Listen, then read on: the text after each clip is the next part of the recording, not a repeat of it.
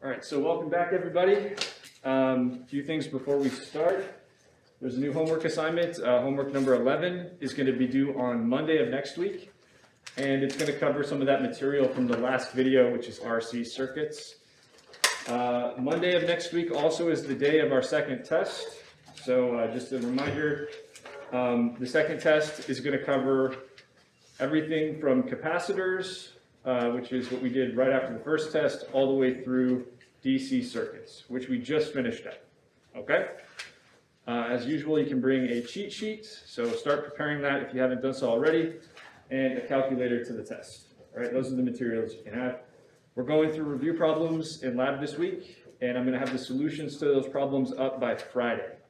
All right, so Friday afternoon, you'll be able to check those, but keep going through the problems over the weekend because you probably won't finish them all in lab. And check my solutions as a reference, all right? So any questions on that stuff? So because we've covered all the material that's going to appear on the second test, we're just going to move on ahead.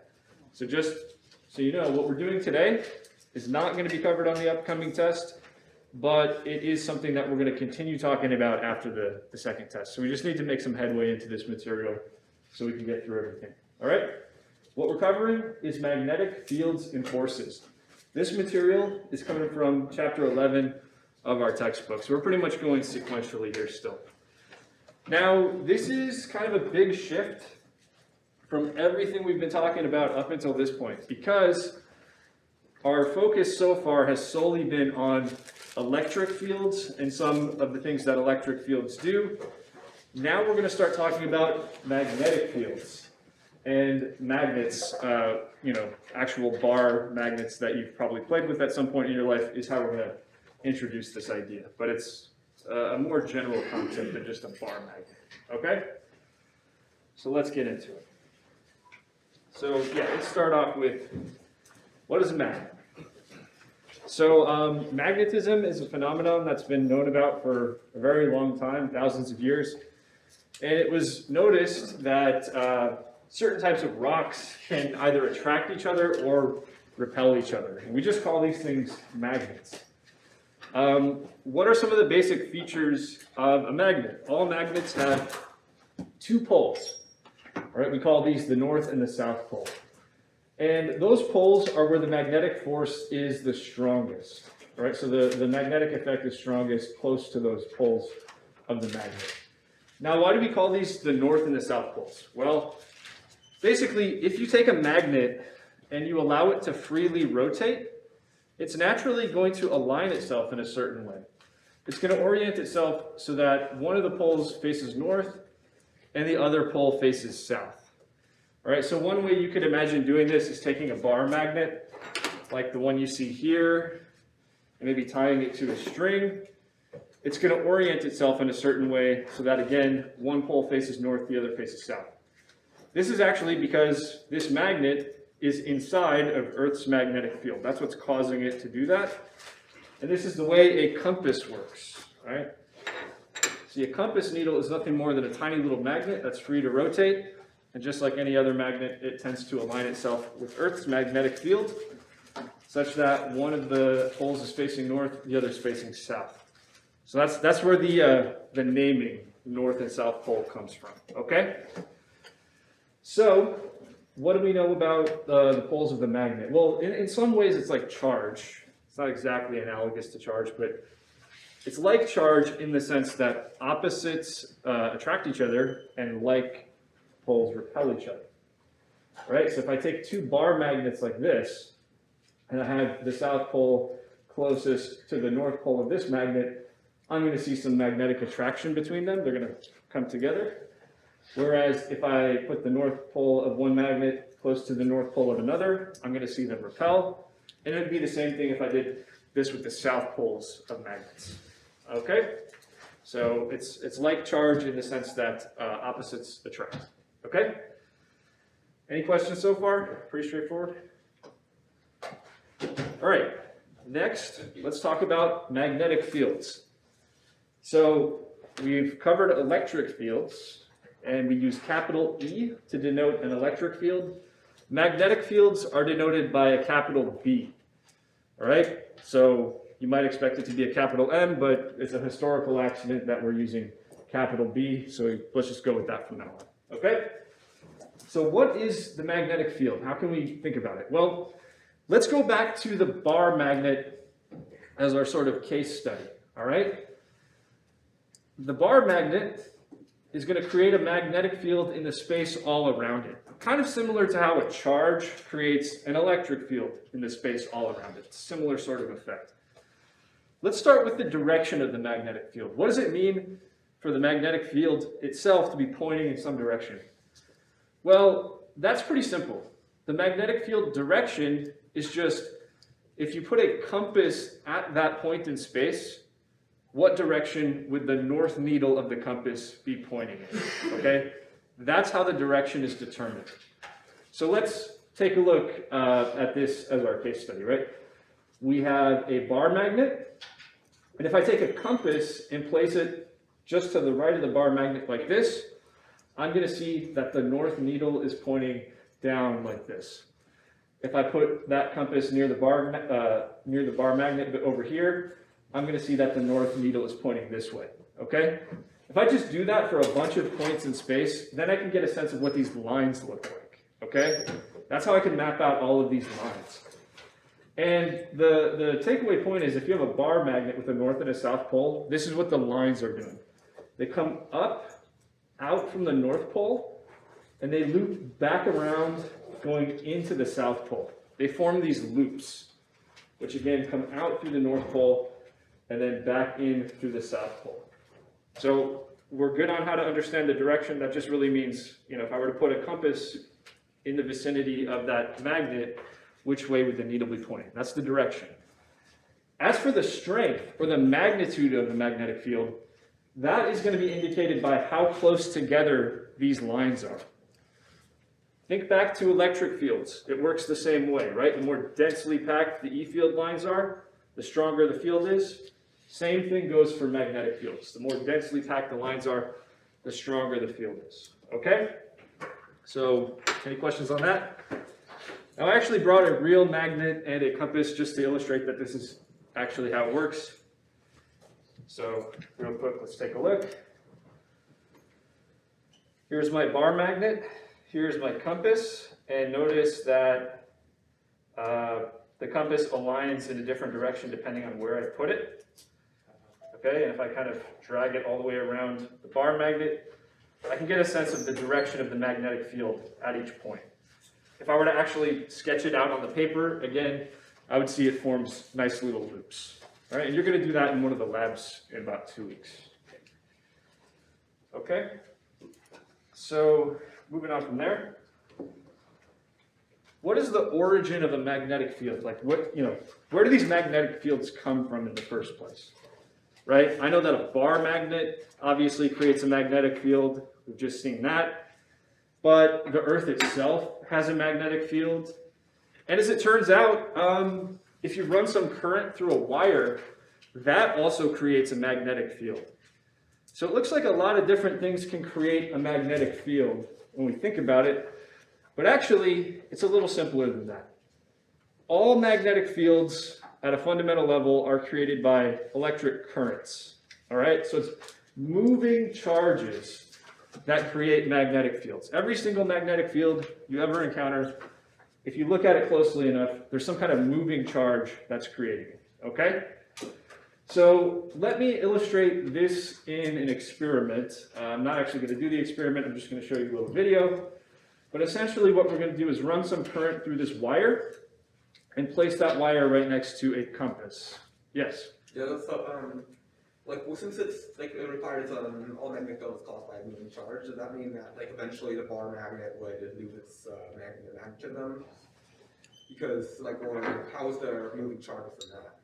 Yep. Believe me, I'm going to get to that. So just wait. All right. So here, let me just show you this experiment first. So as you can see, the needle of the compass is deflected when current starts flowing through the wire. And what that indicates is the wire with current flowing through it is creating some kind of magnetic field. Okay? But it's important to note that nothing would happen to this compass needle if you put it next to stationary charge. All right, so like for example, if you just had a charged capacitor with, plus Q, minus Q on its plates, a compass is not going to respond to that at all. That's not creating a magnetic field. It's the moving charge that's creating a magnetic field, okay? So let me just summarize the point, and then I'll get to your question real quick. To summarize, stationary charges, if I just have a charge Q sitting there, that creates an electric field. Okay, we've already seen that. We already know that pretty well. But if I have a moving charge, i.e. if I have an electric current, that creates a magnetic field. Okay? So it's a pretty simple thing to remember. Now, in this chapter, we're not going to focus on this point so much. We're going to come back to it. It's in the next chapter that we'll figure out how to actually calculate a magnetic field given some moving charge. Okay, so to your question, in this bar magnet, there's moving charge. It's not apparent. I don't think there's any kind of like large scale current running through it when I touch it. But what is happening is you have atoms, which have electrons, which are both in orbit around the nucleus and also spinning in place. That's kind of an oversimplification, but let's just go with it for now. The motion of individual electrons in the atom, that's your moving charge for something like this, okay? We'll talk more about that in this chapter, okay? So again, it's all electric current, whether it's, current running through a wire or electrons moving around in atoms, that's what's creating magnetic fields of all kinds, all right? Let's talk a little bit about Earth's magnetic field. So if you actually map out Earth's magnetic field, you see what the lines are doing. This is not a perfect analogy, but it looks pretty similar to a giant bar magnet, all right? The magnetic field that Earth produces is quite similar to what you would see if there was just a giant bar magnet inside of the Earth. Meaning, what are the magnetic field lines doing? They're coming out of one end, looping back around, and then going back through the top, right? That's what the magnetic field lines are actually doing. This is what's a little bit confusing about Earth's magnetic field. Okay, remember how magnetic field directions are defined? Right? The magnetic field is pointing in the direction that the compass needle would point in. In other words, this is the north needle of a compass, right? But also remember that north attracts south, right? So if this is the north needle of a compass, it's actually going to be pointing towards the south magnetic pole. So we call up here, like toward, near the Arctic, the North Pole. But in terms of a magnet, it's actually the south magnetic pole. And to make it even more complicated, it's not actually aligned in the way you might expect, okay? When we talk about so-called true north, that's where the axis of rotation of the Earth is going through. So the Earth is spinning on an axis. True north is where that axis basically comes out, okay? Magnetic north is, where the field lines are coming out, right? Those are not actually perfectly aligned with one another. They're actually offset by about 1,000 kilometers. Okay, so what's causing Earth's magnetic field? It's like any other magnetic field. At some level, there must be some moving charge or some electric current that's causing it. You'll find that electric current inside of the core of the Earth. There's molten iron in the Earth's core, and that is creating the electric current as it sort of circulates within the core that creates this magnetic field. Now, it's suffice it to say that the physics of this is really complicated, okay? Basically, you're dealing with, molten metal circulating around and creating a magnetic field. The physics of that is way too complicated for us to get into here. But hopefully you see the basic picture that we have this moving charge and it's creating a magnetic field. The physics is actually so complex that we don't fully understand it, right? This is like an ongoing subject of research. How Earth actually creates its magnetic field and the details of that. So for example, does anyone know this fact right here? that Earth's magnetic field flips about every 100,000 years. It suddenly reverses its orientation on that kind of time scale, then flips back again after about another 100,000 years, and then back and forth. This reversal of the magnetic field is something, again, that's not completely understood even to this day. All right? So, is that sudden, like in a couple of years' time, it just flips, or? So it's a pretty short time scale. I think Yeah. the current understanding is like hundreds or thousands of years to actually complete. It doesn't happen instantaneously. Yeah. But compared to like geologic time scales, I it's mean, really 100,000 to like 1,000, yeah. Yeah. Has that happened already? I'm sorry? Has anybody experienced it already? I mean, this is mostly from the geological record that we know this. Like as long as we've been keeping data on this, Earth's magnetic field hasn't changed all that much. But of course, we've only been, studying it for a pretty short time. What's like maybe the effect of that happening on all of our electric and magnetic using devices? Like if it tomorrow, start flipping tomorrow. Yeah, so that's a good question. So, Your compass won't work. yeah, you'd have a hard time navigating. That's true, and you'd have to.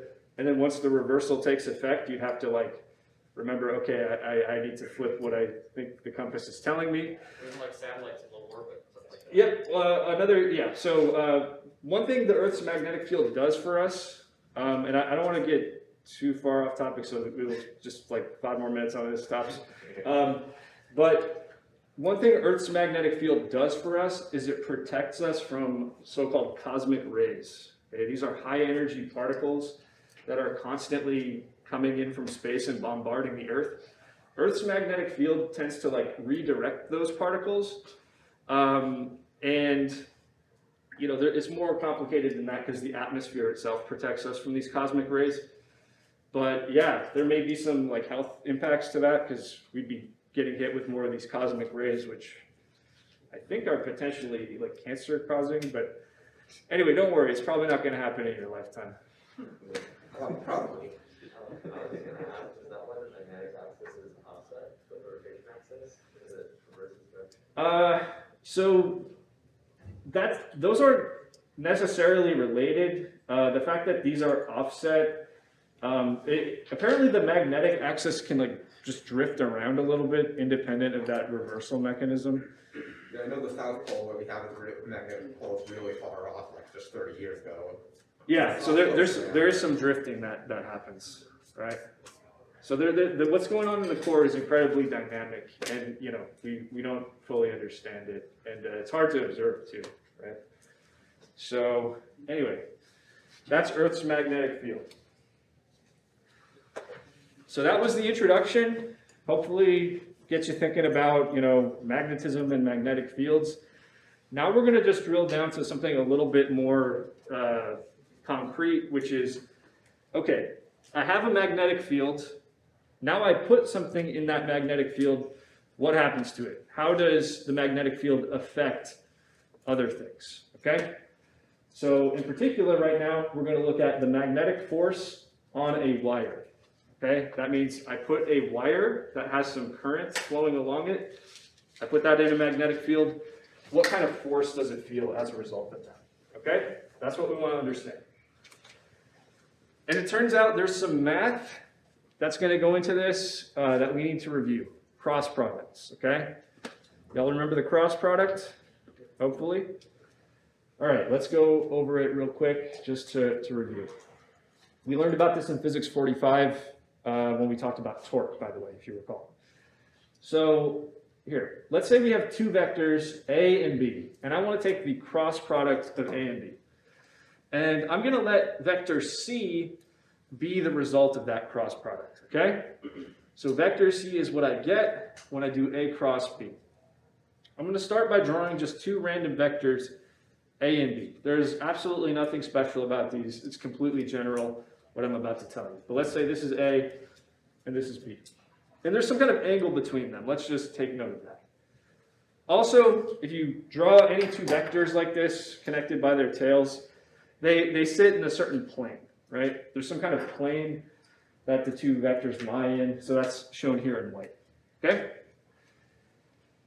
So let's first get a handle on what the direction of vector C is.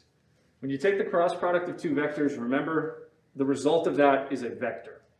You get another vector out. So that vector has to be pointing in some direction. For cross products, it's perpendicular to the plane that the two vectors you're crossing actually lie in. Okay, so if vectors A and B lie in this plane, I know vector C has to be perpendicular to that plane. That's the way the cross product works. As for the magnitude of a cross product, this is how you can think about that, okay? Magnitude of vector C. That's going to be the magnitude of vector A times the magnitude of vector B times sine of the angle between them. Does this look similar to something else we've discussed, a different type of vector product? Like both of them. It's kind of like the dot product, except we have the sine instead of the cosine here. And of course the result is a vector, it's not just a number, okay? So, all right, let's think about how to understand this equation geometrically. There's a geometric interpretation to this. You see, let's start with vectors A and B with angle theta between them, as we already had. Let's make a copy of vector B right here and a copy of vector A right here, basically to form a parallelogram. All right, so with the two vectors I'm crossing, I'm constructing a parallelogram. All right, this formula here is actually the area of this parallelogram. Okay, that's the geometric interpretation. The magnitude of the cross product is the area of this parallelogram whose sides are formed by the vectors. Okay, so we know how to deal with the magnitude of a cross product as well as the direction. But actually, when it comes to the direction, there's a little bit more to it than what I said. Okay, I'm actually going to go back to that previous picture, sorry, for this. So remember when I said the cross product C is perpendicular to this plane? That actually leaves you with two possibilities, right? I can be pointing straight up out of the plane like this, or straight down like this. I need to be able to distinguish between those two possibilities. That's where the right-hand rule comes in. Y'all remember the right-hand rule? You're going to use this a lot coming up. On the third test, which is on this material and some things that follow, you're going to be sitting there at your desk doing this a lot, I guarantee it. So here's how the right-hand rule works. Because if we're saying the cross product is perpendicular to the plane that your two vectors lie in, I hope you can see that leaves you with two possibilities. All the right-hand rule is doing is letting you see which one of those two possibilities is correct. Okay?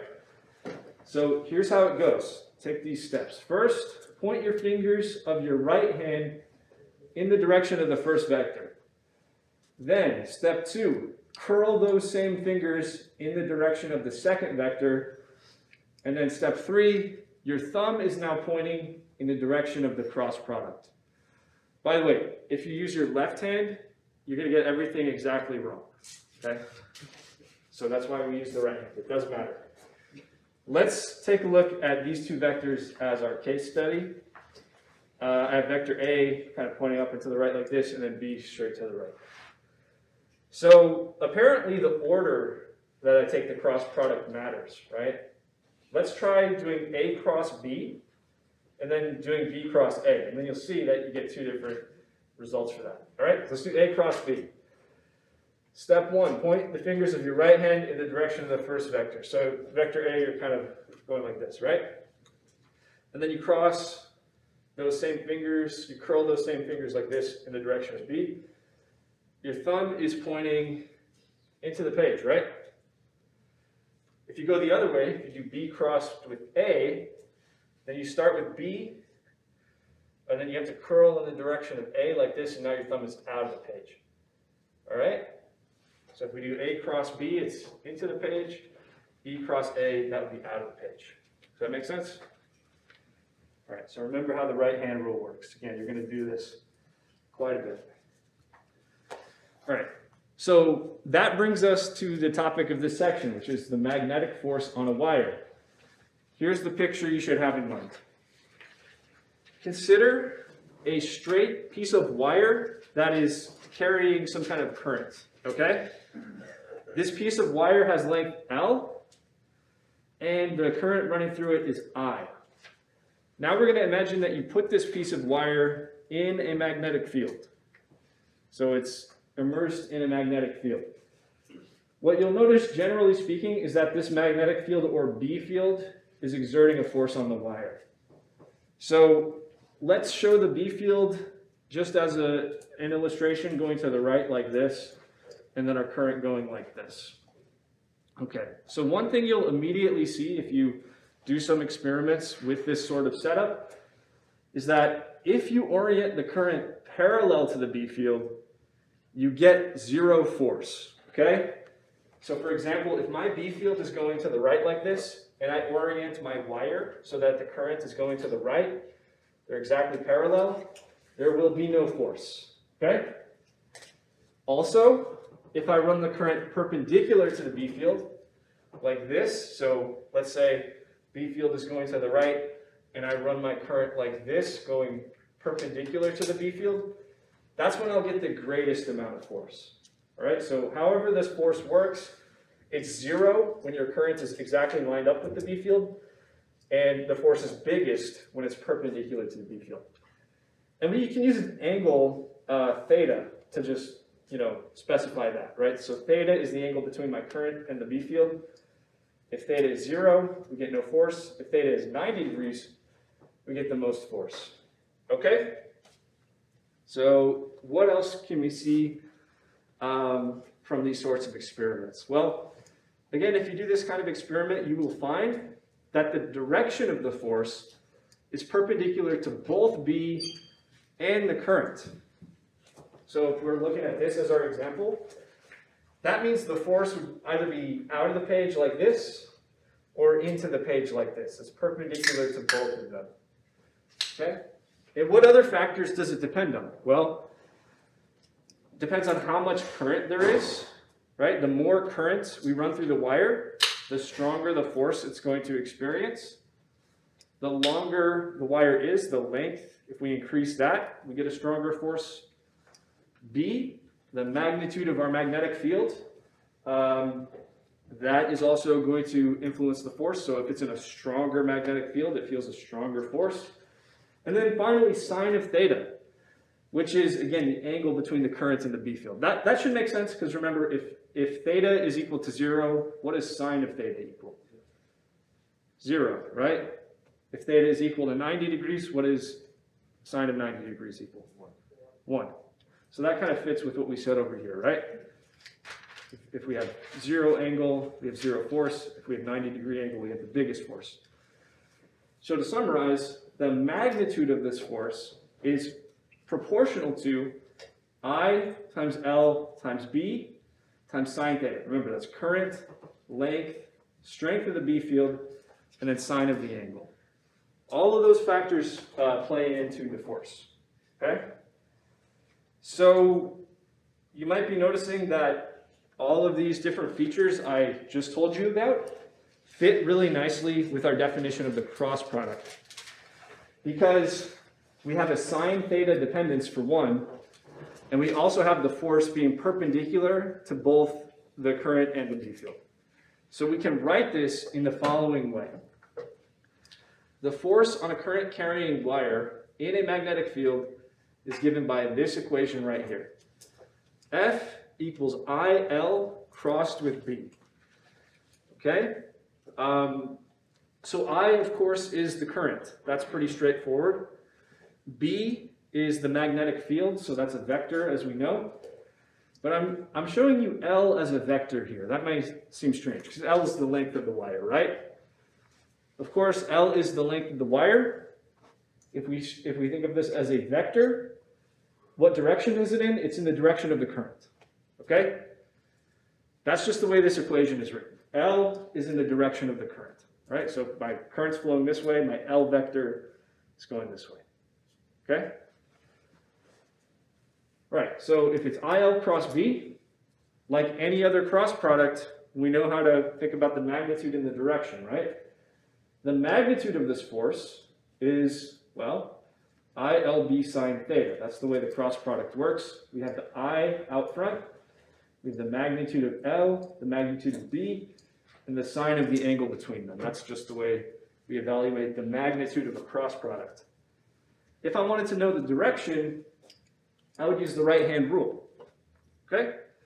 And if you just keep those two facts in mind, you'll be able to evaluate this force in whatever situation you encounter, okay? And actually, we have this equation, and it's going to allow us to talk about units. So you may know that the SI unit of magnetic field is something called a Tesla, okay? Capital T is what we use for that unit. And how is the Tesla defined? Well, basically, if we go back to our original result, that F is proportional to ILB sine theta. That's what we were saying on the previous slide. Usually, when something is proportional to something else, there's like a constant of proportionality out front, right? That's what we're used to seeing. The Tesla is actually defined so that whatever constant of proportionality is out front is exactly equal to 1. So it just makes the equation simpler. You don't need to introduce another constant out here just to get the units to work out, okay? So let's take a look. How can we understand the unit of Tesla in terms of other stuff? Well, let's look at this equation here and solve for B. B is F divided by IL sine theta, but sine theta is just a number. Let's just think about F divided by I times L. Force divided by current times length. Well, force units are newtons, right? Current units are amperes, length units are meters in the SI system. That means a Tesla equates to this. It's a Newton per amp times a meter, okay?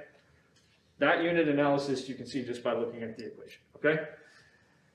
There's also another common unit that's you might encounter from time to time called a Gauss. We'll use this a little bit less often, but basically a Tesla is a lot of magnetic field. Getting 1 Tesla of B field strength is pretty difficult, actually. So we have a Gauss for smaller magnetic fields, for weaker magnetic fields. A Gauss, 1G, is equal to 10 to the minus 4 Tesla. That's just the way it's defined, okay? So why don't we, for reference, talk about Earth's magnetic field? How strong is that? Well, turns out it depends where you are on the Earth. It's going to vary from place to place. But a typical value is about 0.5 Gauss.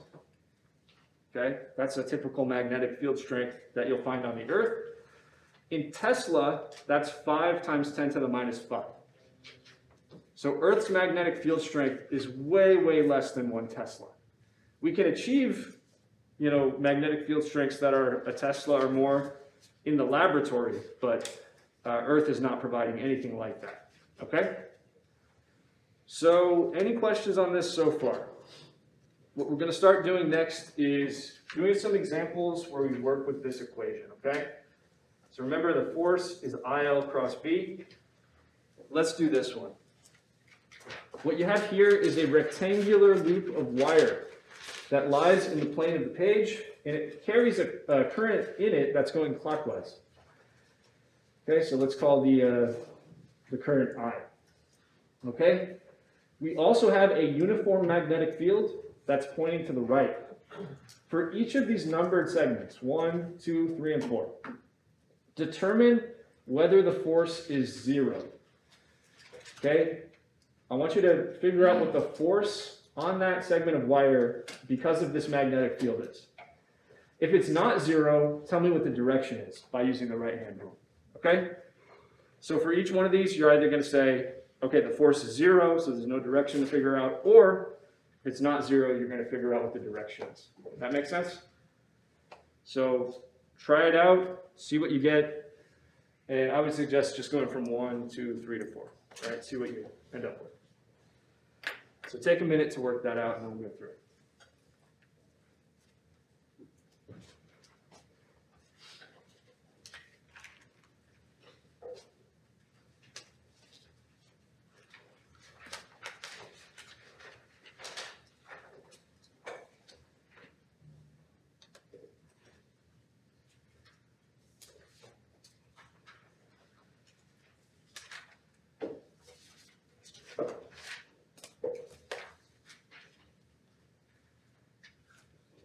So I should see you doing the right hand rule. If you're not doing this, you're not doing the problem. I can imagine it in my head. All right, we'll just try it out anyway. Okay.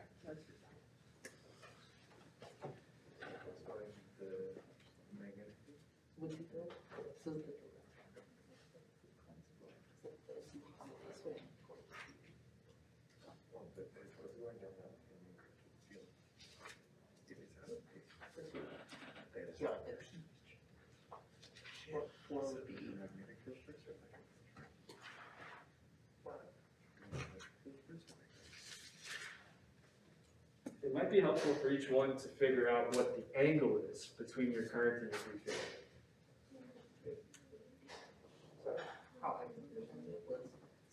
Yeah. You want to line it up later? It's parallel, right? Doesn't matter if it's one with Oh, or against. like for the process. Yeah. So one, three, or something. Yeah. Dr. C, Uh-huh. Do we go with L first or B first on cross product? So L appears first. Got Yeah, it. this, in this order matters. Yeah. Then you are correct. Yeah, it goes in the order they appear in the equation.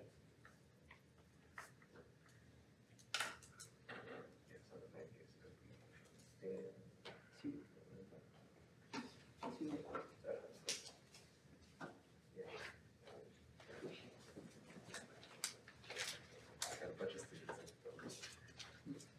All right, Such shape. do we have our answers in mind? All right, segment number 1. What's the answer to this one? Zero. There's no force. What's the reason for that? Yeah, your current is exactly parallel to the B field. Okay, where else do we have zero force? 3. Also at 3. What's the angle between your B field and the current in this case? 180. 180, that's right. So here, let's go to the dot cam for a sec. So for all of these segments of wire, we're going to use F equals IL cross B. The magnitude of the force is going to be given by I times L times B times sine of the angle between the current and the B field, okay? So for number 1, that angle is clearly 0 because your current and your B field are going in the exact same direction. Okay, sine of 0 is 0. That means force on segment number 1 equals 0. Okay, for number 2, what is the angle between our B field and the current direction? That's going to be 90 degrees. So in this case, I definitely don't want to say that the force is 0, right? Actually, this is going to be where the force is at a maximum. So instead, let's say F2 has a certain direction to it, which we want to figure out, okay? How can we figure this out? Okay, I think this is too much to try to do over here. Let's switch back. We're doing IL cross B. L is the vector that goes with the current, so that's going straight down like this. B is going to the right. So L crossed with B goes like this. You see that? L crossed with B. Where's my thumb? It's going out of the page. Okay? So F2 is out of page. I'm going to draw that on our diagram. This is something I want you to get used to. Remember, if we show a vector that lies in the plane of the page, we just show an arrow pointing somewhere. How do I show a vector that's pointing out of the page like this? I show it like this. I put a little dot with a circle around it. What you should be imagining here is like the arrow is coming towards you. You're seeing the tip of the arrow, right? How would we do it if it was going into the page? I'm gonna get to that. Okay. Okay. 3. Again, you said the angle's 180, right? Because I have the B field exactly opposing the current, and that means we have 0 force. Okay. Segment number 4. What's the angle between my B field and my current? It's 90 again? Okay, so here. Let's do the right-hand rule to figure out the direction of F4. So we're going to have L going up this time. So you take your right hand, point your fingers up, and then curl that way. So you're going into the page. Yeah, so the force is going into the page. And let me show you how you draw that. Draw it like this. So imagine like a literal arrow from like archery, right? There's a tail to that arrow, and you're looking into the tail. That's how it's drawn. That's how you show something going into the page. So F4 into the page looks like this. By the way, this is a little preview of something we're going to see later. But what I'm showing you here is how an electric motor works. Can anyone see that? What kind of motion is going to occur if at this end I have a force coming out of the page, and at the other end I have a force going into the page? It'll rotate it, right? So it looks like if you have a coil of wire in a magnetic field, it tends to rotate. You can take advantage of that and create an electric motor. Okay? Any questions on this? All right, here's another one. So if you think about the electric lines that carry power to our homes, those are currents that are in a magnetic field. They're in the presence of Earth's relatively weak magnetic field. So let's say we have a 50-meter long power line that's carrying a direct current of 1,350 amps. We're going to assume that at this location on the Earth's magnetic field has a strength of 4.5 times 10 to the minus 5 Tesla, and it's pointing due north. Okay? Question is, what is the magnitude and direction of the force on these power lines if we run the current due east, if we run the current due west, and if we run the current due south? So there's actually 3 questions here. How about I get you started by doing the first one, and then I'll send you back to do the second 2 on your own, okay? So what I would like to do to visualize this problem is to take like a bird's eye view, okay? So we're going to be looking from the top down at these power lines, okay? And we'll make a picture of what that actually looks like, okay? So here we go. Let's start with if the current is going due east.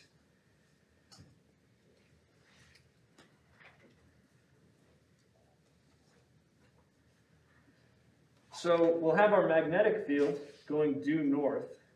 That's B right there. And then we'll have our current going due east like this. All right? And this is the top-down view.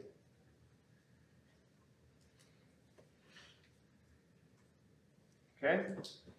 So let's put a little coordinate system on this picture just so it's clear. B is going north. Current is going east like this. And this direction, which is coming out of the page at us, is up. Okay? So you got north, east, and then up is coming out of the page like this. Does that picture make sense to you guys? Do you have someone have their hand up? Yeah. How did you tell that was coming off the page again? So we're kind of, again, we're taking like a bird's eye view, right? Imagine you're like on top of the power lines looking down.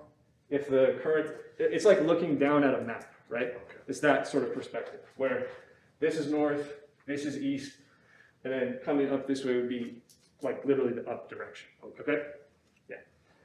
So it's just the easiest way to draw it on the page, I think. All right, so actually, because the force F, is equal to IL cross B, we can immediately get the direction, can't we? Can anyone tell me what the direction is? It's going to be up, right? Check it out. We point our right hand, point your fingers in the direction of the current, and then curl them in the direction of the B field. Your thumb is pointing up. So that means the direction is up. As for the magnitude, well, we're going to actually do a calculation now. F equals ILB sine theta. That's the magnitude, right? And the current I, that was 1,350 amps. The length of the power line is 50 meters, so that's L. B, that's 4.5 times 10 to the minus 5 Tesla. But now I'm going to remind you what a Tesla is equivalent to. A Tesla is a Newton per amp meter, like this. And then we have sine of our angle. What's the angle in this case? 90 degrees, right? So there's a 90-degree angle between your currents and your B field. So what do we get?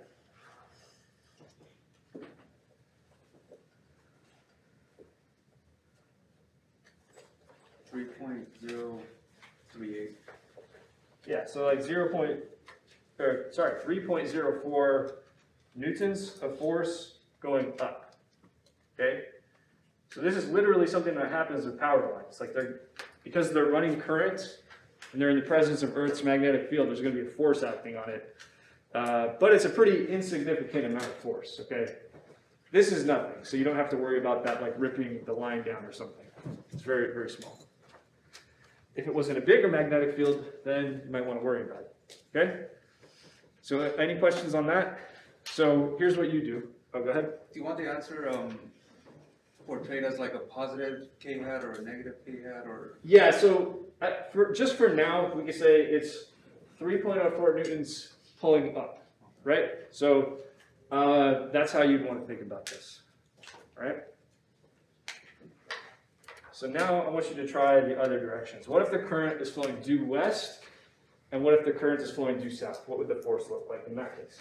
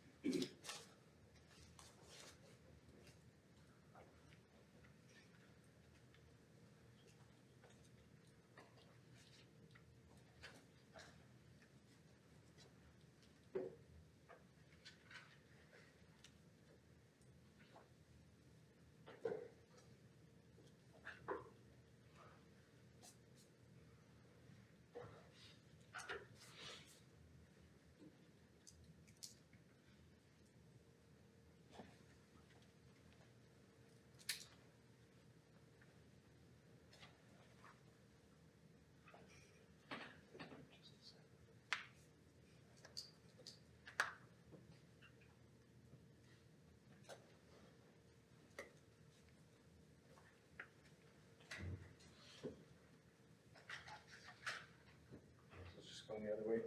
Yeah. What about for south?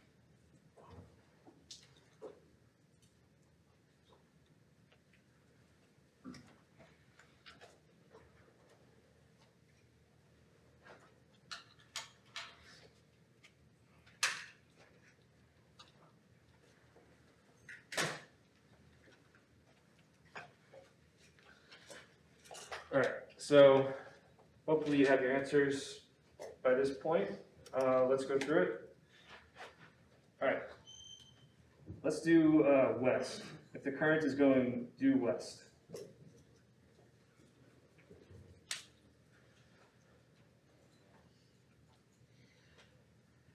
All right, so just imagine the same picture, but we have the current going the opposite direction, okay? You probably guessed it flips the direction of the force, but let's go through the right-hand rule. So now we're imagining the current is going this way, okay? And if I take my right hand and I point my fingers in that direction, now I have to curl them this way going up. I have to tip my hand over like this to do that, right? Y'all see what I'm doing? So my thumb's going into the page. Hopefully I don't break my wrist doing this, but yeah, see that? There it is. So that's the direction down.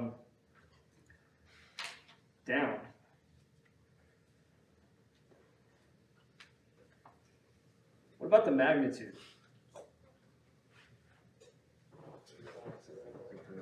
It's the same as before, right? I mean, we have the same exact amount of current, same length of wire, same B field, and it's still at 90 degrees, okay? So if I were to just do that calculation all over again, I would be plugging in the same exact set of numbers. So it's still 3.04 newtons. Is that clear? All right. What if the current is going due south? Then what do we have? How much force? We have 0 force because the force is ILV sine of the angle. And here, let's just draw it. If I have B going up like this, my current going down like this, the angle between them is 180. These are just two vectors that oppose each other, right? So the angle is 180. And sine of 180 gives you 0. All right? So are we all good on how to make this type of calculation? It's hopefully not too bad, just IL cross B. Any questions? All right. Let's do another example. This one's kind of weird, but let's take a look. Basically, in this example, we are going to levitate a circuit using a magnetic field, okay? The circuit shown here has a 12-volt battery right there and a 1.65 ohm resistor, and that's it. Okay, the bottom part of the circuit where the resistor is located, that's inside of a magnetic field, but the rest of it is not, okay?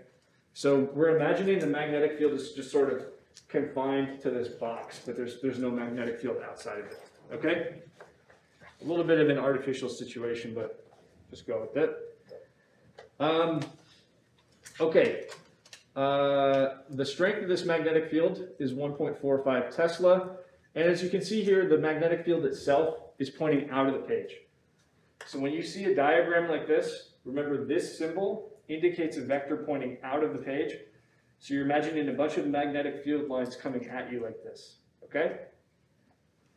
So, the magnetic force and the force of gravity acting on this circuit are balanced.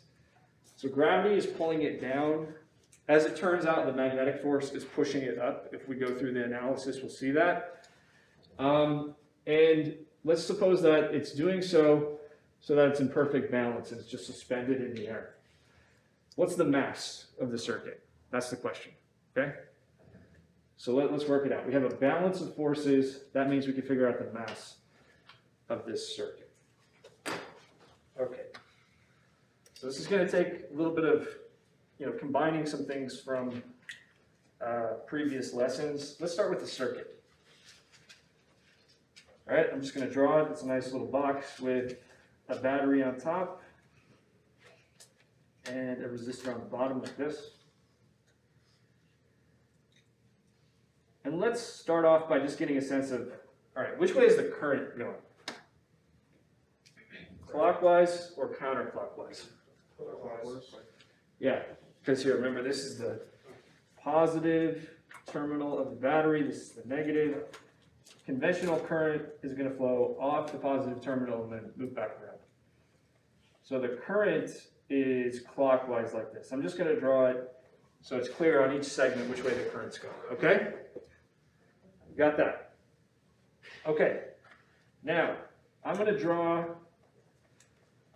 the little region where the B field is actually located. And again, I want to show that the B field is out of the page. Cool? So here's what we'll do next. Let's do the force on each wire segment equals IL cross B. This is kind of similar to one of the previous examples where we have basically 4 segments of straight wire. We could determine what the force on each one is using IL cross B, right? Let's call this one on top number 1. Let's call this one number 2. Let's call this one number 3. And then let's call this one on the bottom number 4, okay? What is the force on segment number 1?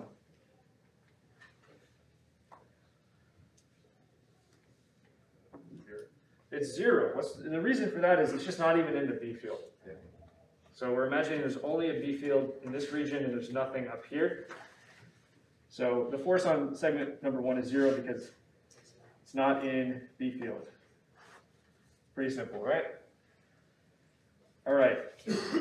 What about the force on segment number 2? Now part of it is in the B field, so there's definitely, you can't just say there's no force. What's the direction of that force? Well, let's work it out. I am doing IL cross B. L is going down. B is coming out of the page, okay?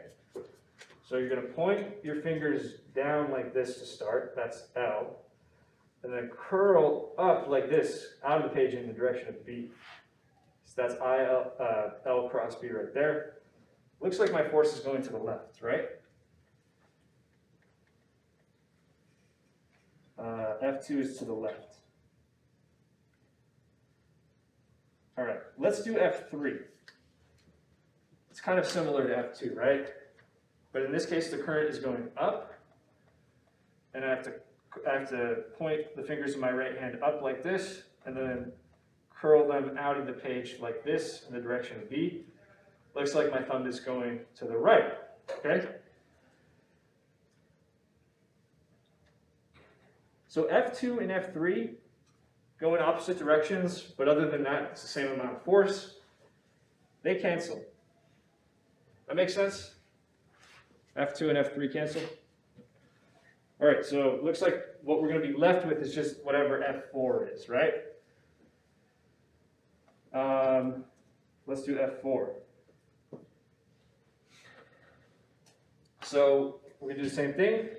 IL cross B. The current on segment number 4 is going this way to the left. You curl, if you point your fingers on your right hand to the left and then you curl up, my thumb's pointing up, huh? F4 goes up. So overall, there's an upward force from the magnetic field. That's what's balancing out gravity right there, okay? Does that make sense? Okay, let's figure out what that force is. Let's call this force FB for F magnetic, as opposed to gravitational force pulling it down, right? This is going to be given by ILB sine of theta. That's just the magnitude of the force. Again, we know it goes up already. Okay, how can I determine I? Well, V is equal to IR, right? I know the voltage of this battery as well as the resistance. So I can get the current just by taking V divided by R, right? So it looks like my current is V divided by R times the length of that wire times B, and then I have sine of some angle. The angle between this current and this magnetic field is 90 degrees, okay? Because the current is on the page, and the magnetic field is perpendicular to the page. That makes sense? So it's a 90-degree angle. By the way, we have to think more three-dimensionally here, right? We're going to have to utilize these tools of kind of vectors coming in and out of the page to deal with magnetic fields. It's fundamentally a three-dimensional phenomenon, okay? So, let's actually put a number to that. Let's determine how much force there is, okay? So, V is our battery voltage, 12 volts. L is the length of this segment, which is 12.5 centimeters, or 0.125 meters, to put it in SI. B is the strength of the magnetic field, which is 1.45 Tesla, that's B, and I'm just going to remind you that Tesla is a Newton per amp meter, like this. Okay? And then I'm going to divide by the resistance. That's what we have right here. The resistance was 1.65 ohms, but remember an ohm is a volt per amp. So you can see the units work out pretty nicely here to newtons. Everything's going to cancel except for newtons. Makes sense, we're expecting a force, right? How many newtons do you have? 1.31. Yeah, 1.31. I'm gonna just keep this extra digit, 1.318 newtons. All right, so it's a pretty modest amount of force, but that's what it is. That's the magnetic force pushing it up. Okay, so if what we have is the magnetic force pushing it up like this, and then gravity pulling it down like this, and they're in balance, that means it's just going to levitate there. It's not going to fall down. It's not going to go up. Okay? What can we say about these two forces if it's just levitating there? They have the same magnitude. Okay? If the circuit is suspended in the air, that means the magnitude of this force B is equal to the magnitude of this force of gravity. Okay? What's the force of gravity? How do we generally write that? Yeah, that's m times g. It's just whatever the mass of our circuit is times g.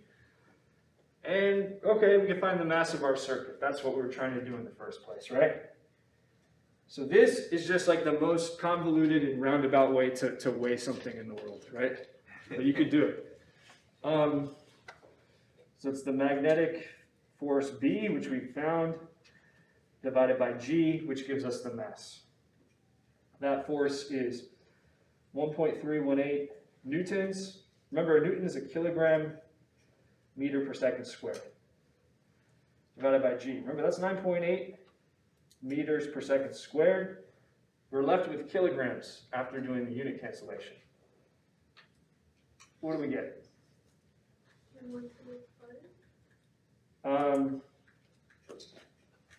Not quite that. So it's less than 1, it's point something. Oh, sorry, I misheard you. I thought you said 1.5. Okay. Yeah, so it's like 0.1344 kilograms is what I'm getting, which, if we put it in grams, is like 134 grams. Okay? All right. Any questions on this one? Hopefully the IL cross B part of this is pretty straightforward. So let's keep it moving. Let's do another example. Okay, in this next example, we're going to bring in some calculus. So here's what's kind of different about this example. I want to emphasize that F equals IL cross B. That, strictly speaking, is describing the force on a straight piece of wire, okay? As soon as our wire curves or bends like this, we have to be a little bit more careful with how we do this, all right? So here's what's going on. We have a semicircular loop of wire with radius R, and the current that's running through it is I, all right? So here's your current. Comes up like this, goes around, and then back down this way. Don't worry about what's creating this current. Maybe there's like a battery down here or something, okay? The point is there's this current. That loop is inside of a uniform magnetic field, which is going into the page, as you can see here, right? So remember, if I'm trying to show a B field going into the page, I use this symbol. It's meant to bring to mind like looking at the tail of an arrow, okay? So imagine the lines are going like this, across the board. But let's also imagine that it's only in this region where there's any B field at all, okay? You good so far? Okay. So we're going to do two things. We're going to find the direction of the force acting on this wire, and find an expression for the magnitude of that force. So we're going to do this all symbolically. What might come into play? I, the radius, V, things like that should come into play. Okay? Question? I was gonna say, doesn't everything cancel except for the one pointing straight up in the center? Yep. You're pretty much seeing how this is going to go. So we're going to make sort of a symmetry argument, yeah. And we'll see that it's pointing, more or less straight up. But let's draw some pictures to convince ourselves of that, okay? All right. So yeah, the first thing I want to do is make an argument from symmetry that the force in the x direction is equal to 0 if we're using this coordinate system where x is going to the right and y is going up, okay? So here is our semicircular loop, which is inside a B field, which is going into the page. So I'm going to draw B field going into the page, indicated this way. We also have a current running through it like this. Okay. Now, if we wanted to find a force, we would use IL cross B, except that is only valid for a straight section of wire. So what do we have to do? We have to break this down into infinitesimal segments and then integrate over them to get the total force. That's how it's going to have to work, okay? As soon as your wire curves, it's going to be like that. So let's write dF equals I dl crossed with B, where dl is not like the entire length of the thing, it's some little piece of it, okay? So here, let's remember, your L vector points in the direction of the current. So I'm going to select a point right up here on the circle, and then later we're going to analyze a point over here, which is like the same height on the circle, okay? I'm going to call this one point 1 and this one point 2. All right, so my dl vector for this guy is pointing in the direction of the current. So I'll call that dl1. All right? Now let's go through the process of figuring out what the force. There's some infinitesimal amount of force acting on that tiny little segment. Let's just figure out what direction it's in, okay? So remember, this is going to be L cross with B, right? So I'm going to take the fingers of my right hand, point them in the direction of my dl vector, and I actually have to curl them down into the page like this, okay, to cross with B. So my thumb's kind of pointing that way. So my force on this first segment is off in this direction, okay? Now, let's take a look at this point over here, which is again the same height as our first point. My dl vector, since the current kind of loops around, now it's going down and to the right like this. That's my dl vector. For this second point, I'll call it dl2. If we do IL cross B, trying to find a good way to orient myself to even do this. So yeah, I'm gonna turn my page a little bit just so I don't have to like break my hand. So I'm going to go in the direction of dl, and I'm going to curl in the direction of B. So you see how I'm doing this? My thumb is in this direction. So this force is off in this direction, df2. We have any questions on how I constructed this picture, by the way? It's important to be able to see this. So what do you notice? If we look at these forces, they're both pointing up, right? Their y components are both going up, but their x components oppose each other. So that's telling me that the x components just cancel out in pairs, okay? But it's the y component that we actually have to worry about, okay? So the net force, the total force, is going to be up because any left-right forces just cancel by symmetry, okay? Make sense? So now we're going to actually have to find out what that force is. Now we're going to find Fy, because we've shown Fx is 0. And here's how we'll do that. I'm going to redraw this semicircle like this. And I'm just going to pick some random segment to work with. Let's just draw one like over here. Okay, it doesn't really matter what you choose, but I'm going to choose this little segment right here. And we'll notice a few things about the segment.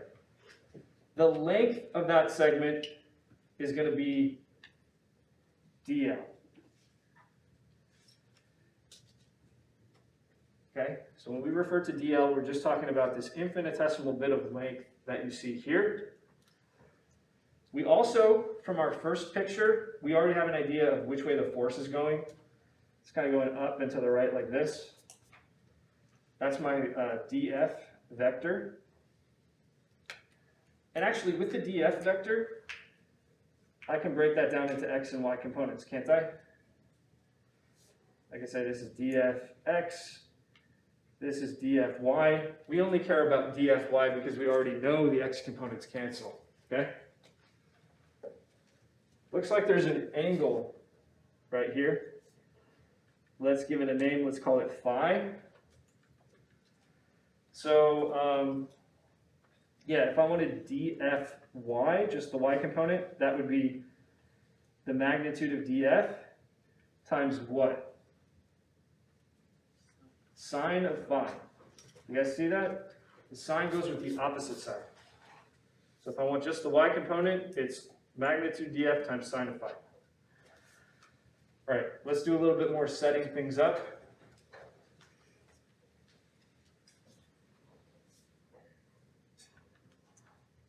If I want to sort of locate where that segment is, looks like I could use that same exact angle to do so, right? If I take the angle from this line out to where my segment is, that's actually just phi. The same phi that you see in this triangle.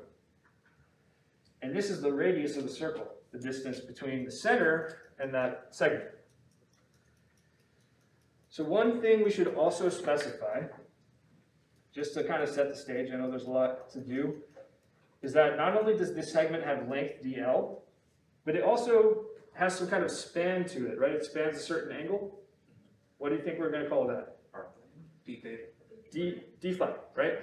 So this thing has length dl, but it spans angle d phi, okay?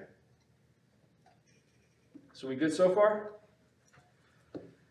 All right, now let's work on, okay, if the y component is the magnitude df times sine of phi, the magnitude of df, well, it's a cross product, right? So it's going to be I times the magnitude of dl times the magnitude of b times sine of the angle between my dl vector and my b field vector. Now this has nothing to do with phi. What value should I be putting in right here? Sure, but 90 degrees, okay? That's what I'm getting at. My dl, whether I'm looking at this dl over here, or this one down here, it's a vector that lies on the plane of the page. B is a vector that's perpendicular to the page. So it's always 90 degrees between them, okay? You see that? All right. So we have IB times DL, and sine of 90 is just 1, so we can leave it alone. Okay? What can I say about DL? That's an arc length, right?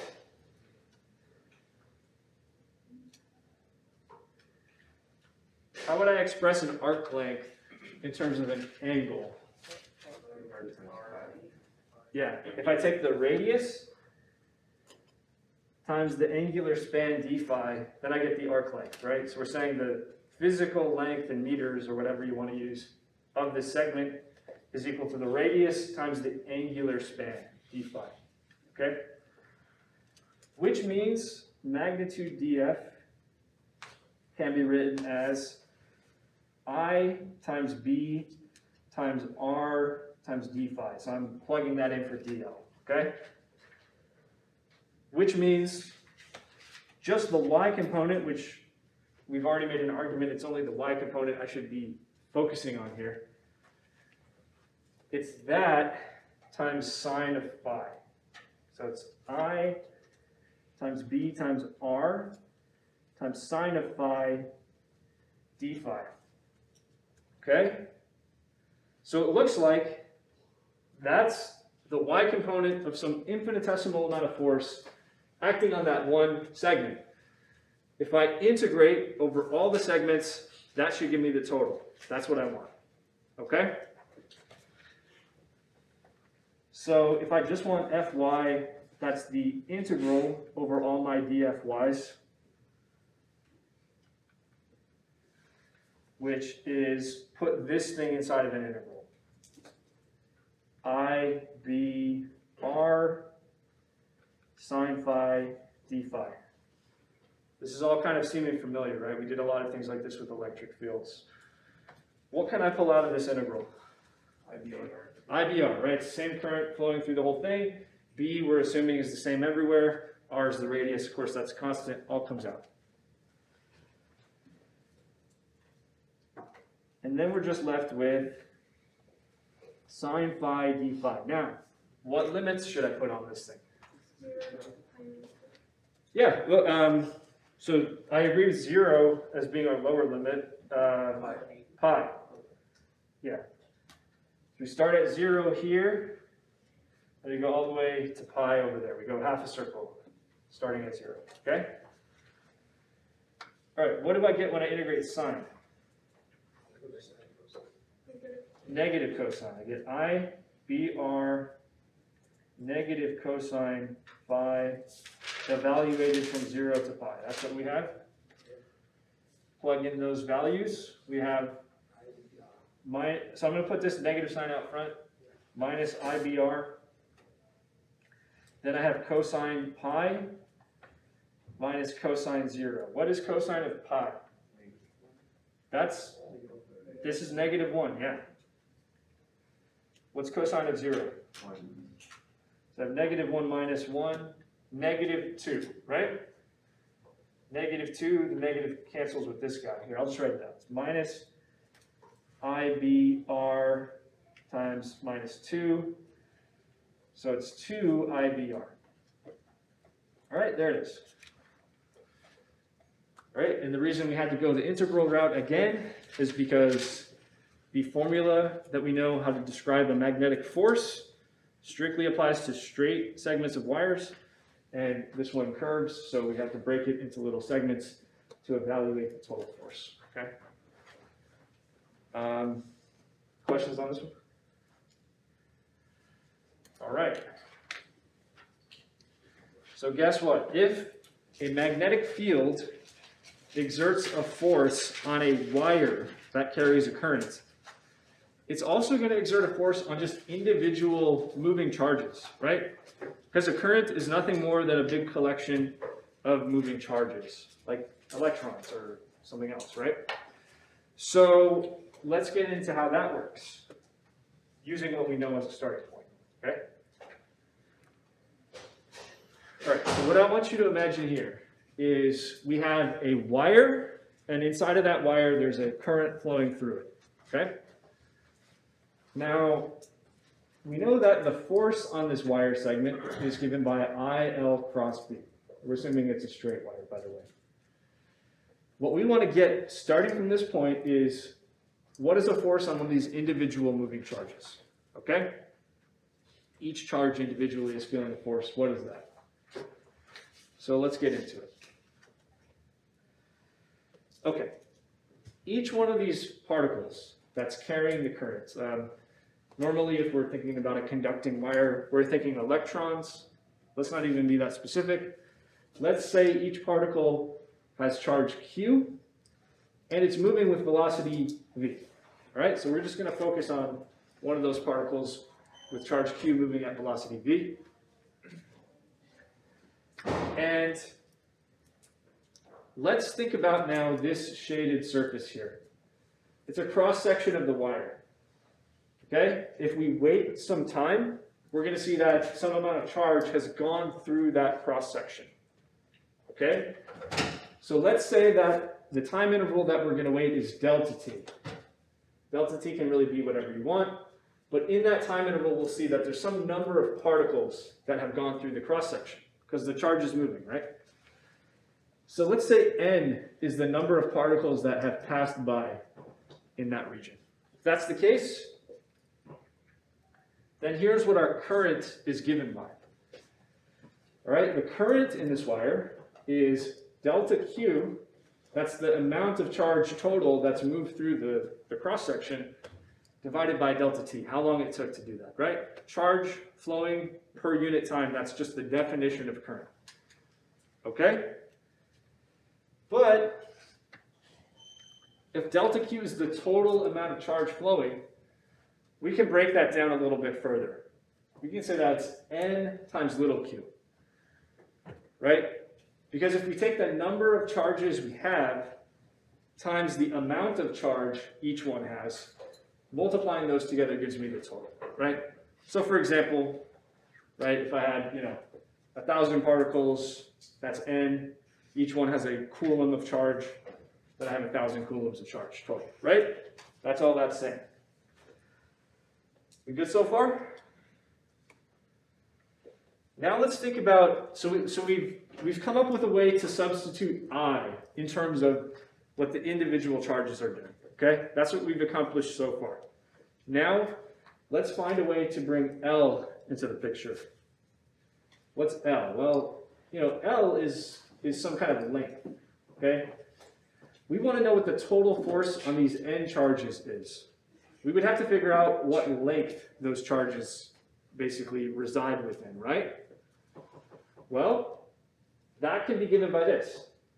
The velocity of those charges times the time, right? So if we think about it, if we wait longer, right, then there's a greater length that all of those charges reside in. Delta t is smaller, then there's a smaller length. All this is saying is length is velocity times time, right? Something from way back in physics 44, right? So put it all together, make this substitution for I, make this substitution for L. We have the force on those N particles that we're thinking about is N little q divided by delta t, that's our current, times V delta t, that's our length, crossed with V. All right? What can I do to simplify this? Cancel out your delta t. And then once you've done that, we have, I'm going to put the N in the front. Then we have the Q, and then we have V cross B. Okay. Take a look at this. This is the force that N particles are feeling. What would be the force that just one particle is feeling? Just QE. Just take this part, right? Because N is just multiplying by how many we have to get the total. If I'm only interested in the force on one of those particles, basically, I mean, you can set N equal to 1, right? So the force on one particle is QV cross B. That's the result we wanted to get to here. You got a particle, it's moving around in a magnetic field. The force that the magnetic field exerts on that particle is given by QV cross B, okay? That's how it works for an individual particle. So we know how it works for a wire carrying a current with a whole bunch of particles, and then we know how it works for a single individual particle. We have both of these things, okay? We good up to this point?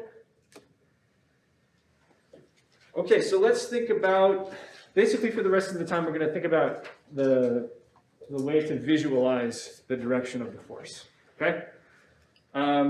So we have this very important result up here, where the magnitude of the force is QV cross B. Q is the charge of that particle, V is the velocity of that particle, and B is the magnetic field that the particle is moving around in, okay? All right, if we wanted to know the direction of this force, we would use the right-hand rule. But since the cross product is now between V and B, it's a little bit different from before. Before, we were taking the current and crossing that with the B field, right? Now we're taking the velocity of just one particle and crossing that with the B field. That's what we're doing here. Okay? If we want the magnitude of the force, it works just like any other cross product, right? You take the magnitude of the vectors, so you have Q, V, B magnitudes, times sine of the angle between them. That angle, by the way, is between your velocity vector V and your B field vector, okay? Okay, what is B? That's the magnitude of the B field. What is V? That's how fast your particle is moving, that's speed, in other words. And Q is the amount of charge you have. Okay, now this gets a little bit more complicated because, of course, we have positive and negative charges, right? I can have a positive Q flying around in a B field, and I can have a negative Q. So the way it behaves is different for each of those two cases, okay? Here's how it works. If you have a positive charge and you want to know the direction of your force, just do V cross B. That gives you the direction, okay? If you have a negative charge, do V cross B with the right-hand rule, but then flip the direction. Because a negative charge feels a force in the opposite direction as a positive charge. Does that make sense? Let's take a look at some examples here. Okay?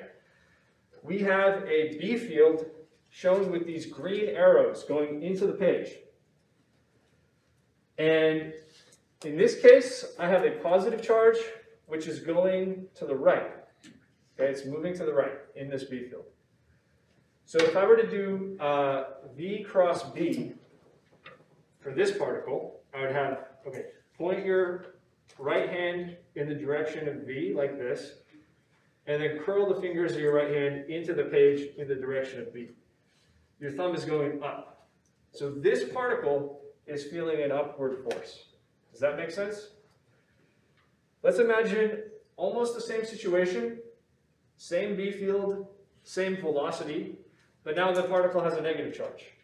So here's how you'd want to think about this. You do V cross B, but because the charge is negative, flip that. So this one feels a force going down, whereas this one feels a force going up. That's just the consequence of them having opposite charges, okay? Makes sense? It's very similar, by the way, to how if you have a charge in an E field, right? Positive goes with the E field, negative goes against it. It's kind of like that. But there's more going on, of course. Okay. Here's what I want you to figure out in this example. I have four different charges for you. A, B, C, and D. If I'm going to color code a charge blue, that means it's positive. And the ones color-coded red, that's going to be negative. Okay? For each of these particles, I'm showing you what the velocity is, just direction-wise. But particle C has no velocity. Okay? The B field is pointing to the right. Each one of these, I want you to determine whether the magnetic force is 0. If it's not 0, I want you to find the direction of the force. Okay? All you need is QV cross B to do this. So try it out, see what you come up with, and then we'll go through it together, okay? Again, if I'm not seeing you do this, you're not doing the problem.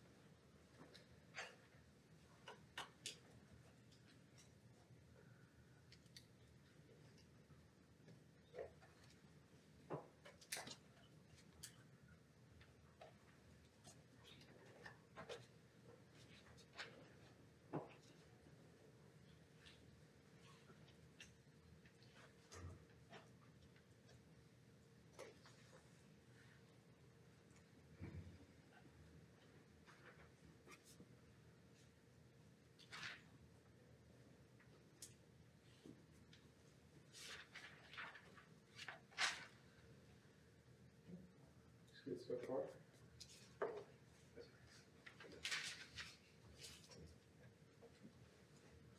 All right, let's start with the first one, okay? What are we getting for A? First of all, is it zero force or non-zero force? It's not zero. The only way you get zero force, by the way, is, well, here. You could have no charge, right? You could have a neutral particle. That would be one way. You could have no velocity. Zero velocity would give you zero force. Or you could have no B field. None of those things are the case here, but we have a cross product. Another way a cross product could come out to zero is if the two vectors are like parallel or anti-parallel, right? In other words, 0 degrees between them or 180 between them. That's not the case here, right? We have a 90-degree angle between the B field and the velocity of this guy. So does that make sense that it would be non-zero? Okay, now let's get the direction. We're going to take V cross B. Okay, so I'm going to take my velocity vector, point my right hand fingers in the direction of that, and then curl them in the direction of B. So which way is my thumb going? Out of the page. All right? So in this coordinate system, that would be the positive Z direction. This is typically how we set up our coordinates for a situation like this. Like X, Y is on the page, and then Z is coming out of the page like this. So the answer for A is the force coming out of the page like this. Okay? All right, what about for B? Into the page. Oh, wait, you want Yeah.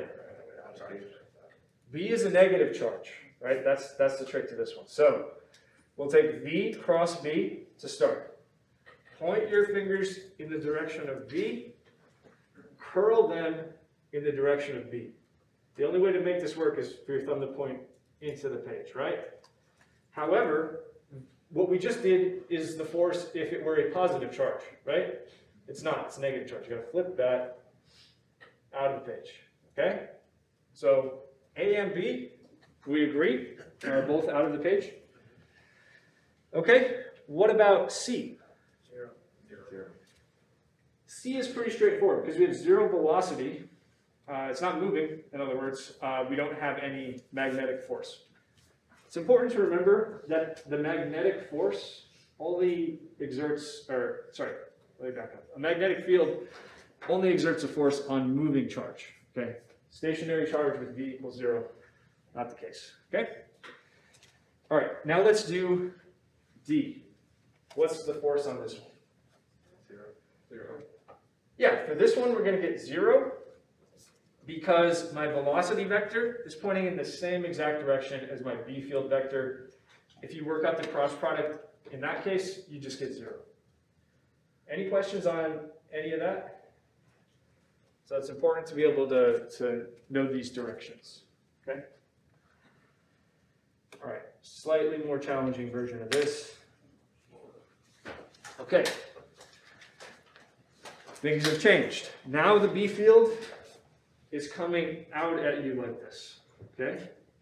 It's a different B field. And also, what I want you to figure out is the direction of the magnetic force. And in this case, I want to be a little more specific, okay? Give me an angle for that direction, okay? If this is the x-axis, tell me what angle does my force vector make with the x-axis, okay? So this is going to be something very specific in degrees for this sort of answer, okay? Take a few minutes, think it over, and then we'll go through it together.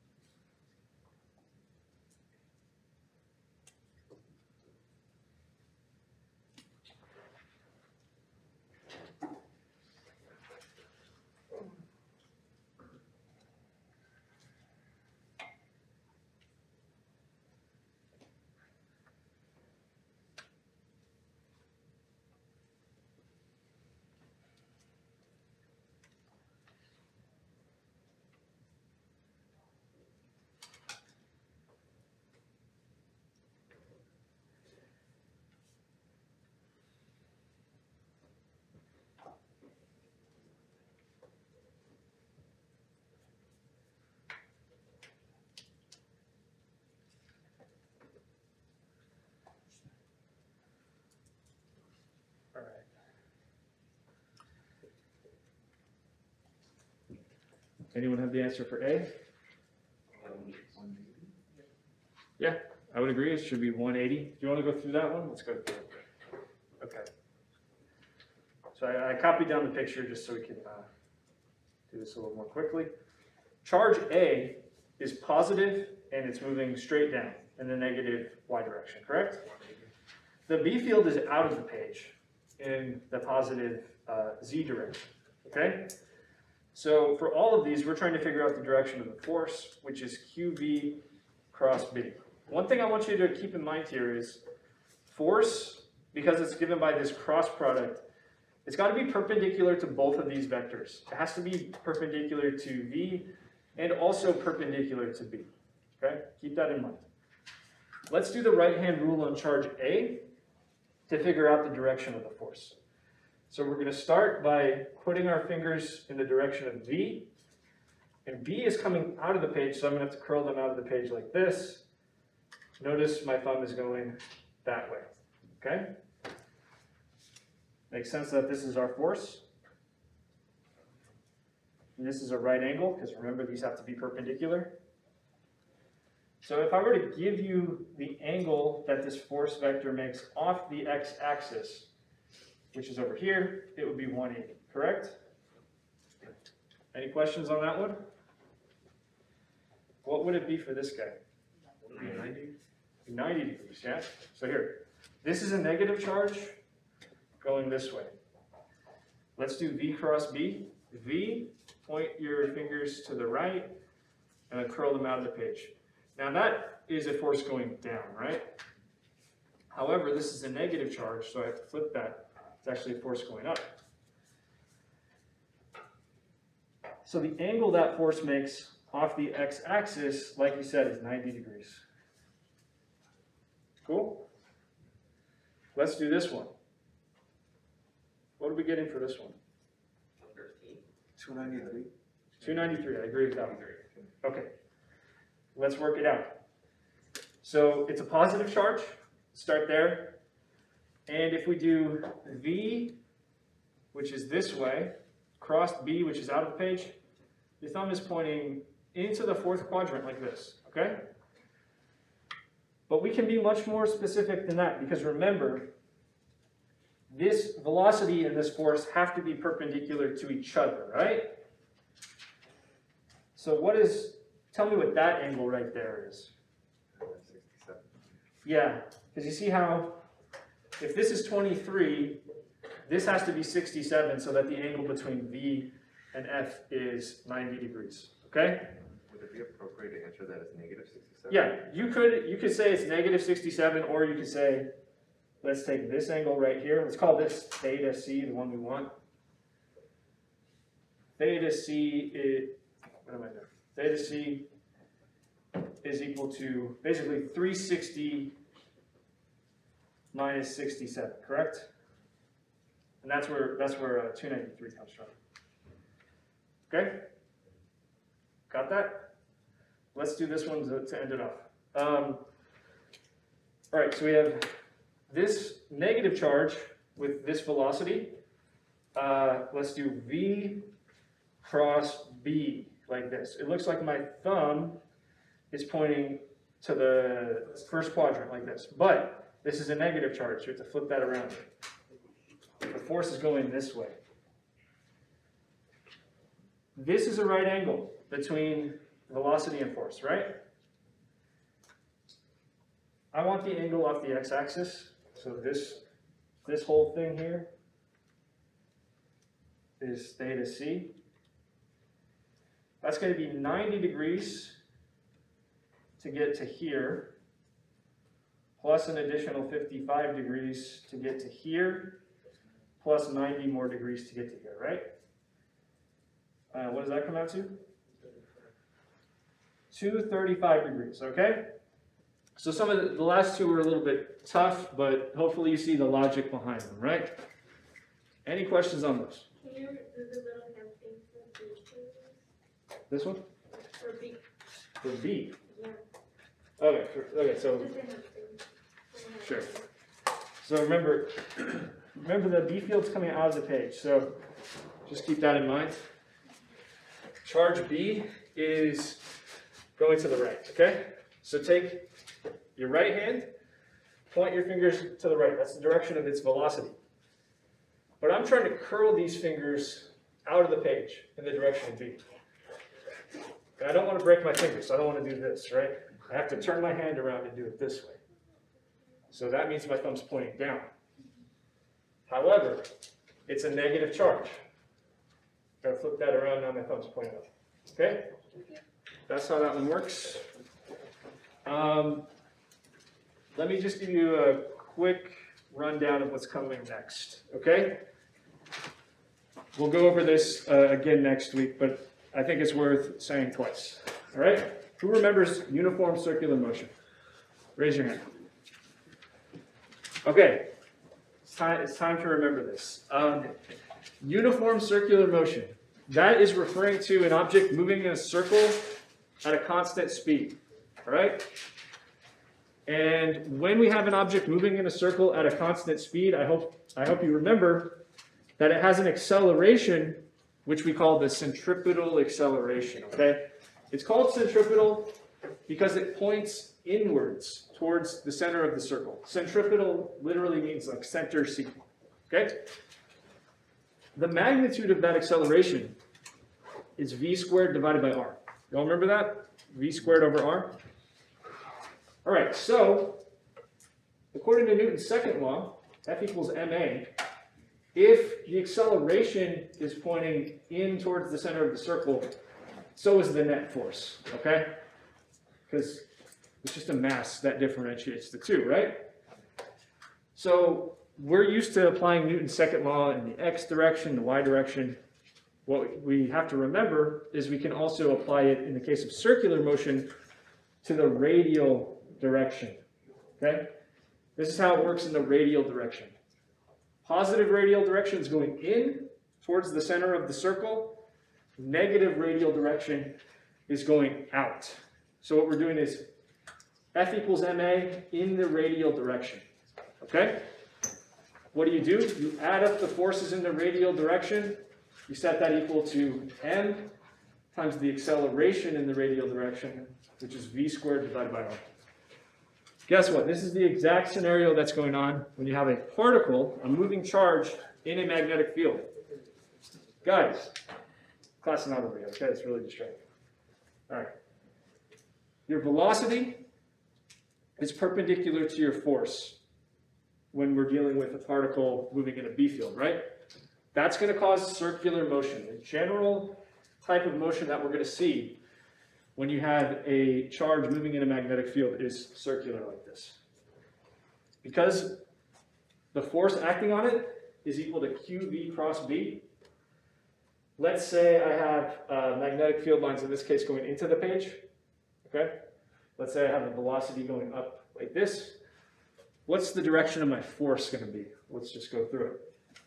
It's going to be V crossed with B like this, okay? Looks like, for the time being, my force is going to be to the left, right? What's that going to do? It's going to cause this thing to turn, so that now its velocity is going this way.